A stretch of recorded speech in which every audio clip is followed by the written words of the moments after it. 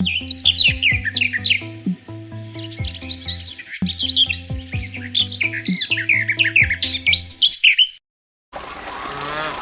bonjour à tous. Bonjour Armelle. Aujourd'hui on est le 24 août. Et Non, le 20 août, on est le 20 août.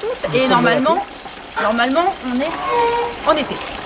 Oui. Voilà. Oui. Alors, ouais, bon, ça va passer. Ça va Le passer. soleil va revenir. Mais peu importe là, puisque tu vas nous présenter une plante qui est pas en Qui très est très bon atteint, état. voilà, c'est-à-dire que qui ne connaît pas le Haut-Turinque, l'insecte qui nous fait des dégâts que l'on voit couramment, notamment là j'ai un fusain, un Unimus, dont les feuilles sont perforées. On voit ça assez fréquemment aussi sur les feuilles de rosier. Mais là on le voit pas là. Alors l'Haut-Turinque, l'insecte, on ne le voit pas pour la simple et bonne raison, c'est que c'est un insecte qui ne sort que la nuit pour ainsi dire. D'accord. Donc il y a quasiment peu de chances de le voir dans la journée. Et en tout cas ça, il y a... C'est significatif. C'est Quand significatif. on voit ça, c'est forcément que cette bestiole-là est cachée. Et caché quelque part.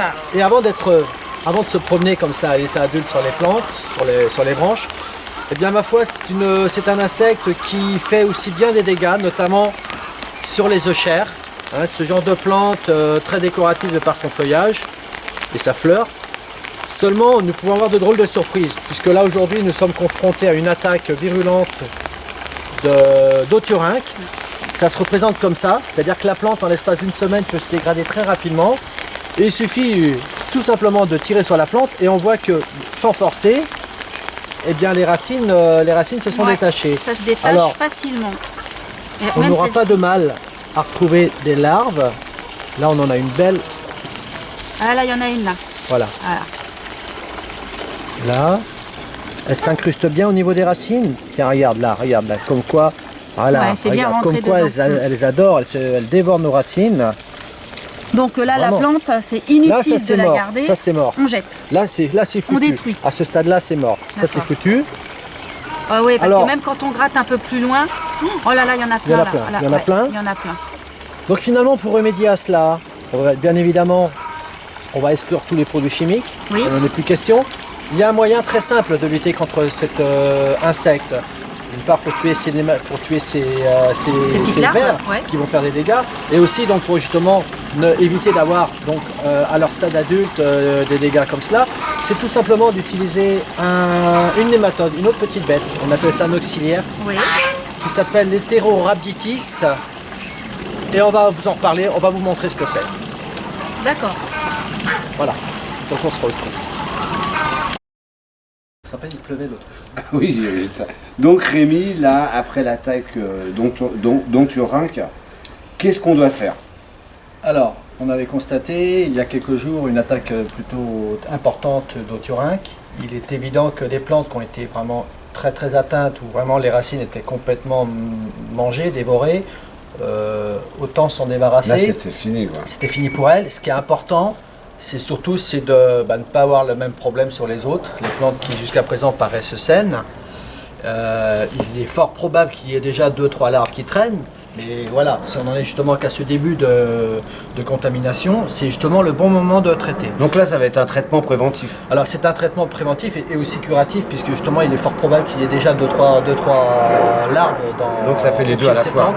Ça sera donc voilà, ça va quasiment nous garantir l'extinction de ce parasite. Alors on a parlé de chair, mais c'est assez fréquent aussi de trouver des Haut-Turinques sur les cyclamènes.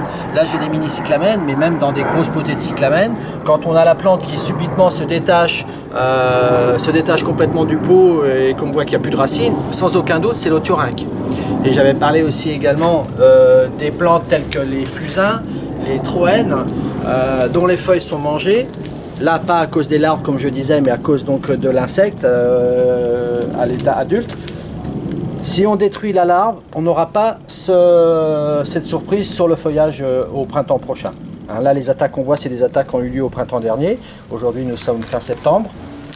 Le fait de traiter, ça va nous donner toutes les chances de ne pas avoir ce genre d'attaque sur le feuillage au printemps prochain.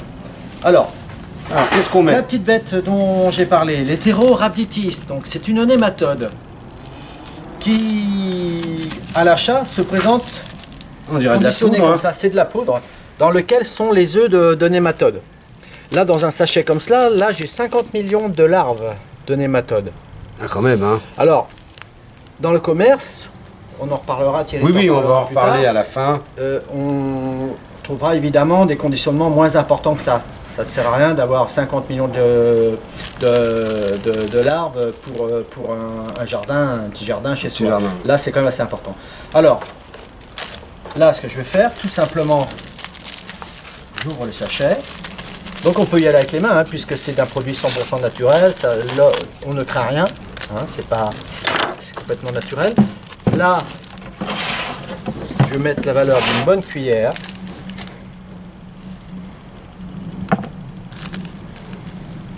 Voilà. Et ça, on va mettre environ 10 litres d'eau.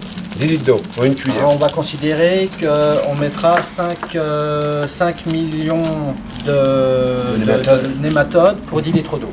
D'accord. Là, maintenant, il me reste tout simplement à remplir. Et les 10 litres d'eau, ça va te... Qu'est-ce que ça va faire en traitement? Là, donc, on va l'utiliser en arrosage. Et on va donc mettre ça au pied des plantes. Et les nématodes vont se développer au niveau des racines. Hein, Donc, on va l'utiliser comme un arrosage. On ne fait pas un arrosage à l'engrais, là on fait un arrosage donc, Aux nématodes. de nématodes. Et alors la particularité de la nématode, c'est qu'elle va se développer donc, au pied de la plante et va se retrouver à rencontrer des larves d'othurynque. Et cette nématode va pénétrer dans les orifices naturels de la larve d'othurynque, va se développer à l'intérieur de la larve. Oui, hein. Et à l'occasion de ce développement de cette nématode dans la larve de l'othurynque, une bactérie va se former. Et c'est cette bactérie qui vient en symbiose avec la nématode, c'est cette bactérie-là qui va faire mourir la larve d'othurynque. Et tout ça est 100% naturel. 100% naturel. Pas de produits 100% chimiques. naturel, pas du tout de produits chimiques. Alors là, après, eh bien, tout simplement, arroser, tout naturellement, au pied de chaque plante. Donc sans forcément en mettre une grande quantité. Un arrosage normal. D'accord. Un arrosage normal.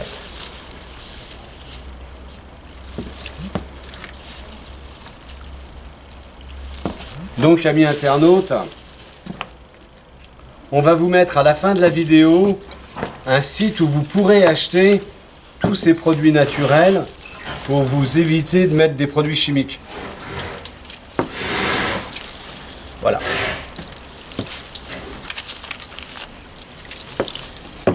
Donc, Et alors on fait également la même chose donc pour des plantes arbustives telles que là le fusain aujourd'hui.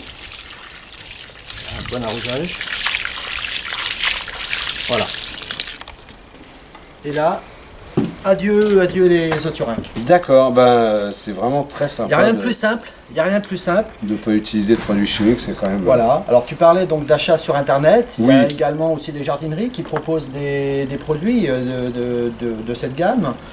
Mais Donc déjà, nous, on mettra le lien. Après, les internautes choisiront en fonction de leur disposition. exactement. Parce que des fois, il est plus facile d'acheter directement sur Internet. Il y a moins de tracas. Exactement. Puis on trouve tout. Donc, amis internautes, merci Rémi. Allez, je t'en prie. Et puis, on vous fera d'autres vidéos sur d'autres attaques, hein, comme la pyrale du buis, la Exactement, chenille, là, oui. avec des produits 100% bio pour éviter, bien sûr, de contaminer Des la surprises. planète et nous-mêmes. Exactement. Merci bien, à la prochaine vidéo. À bientôt.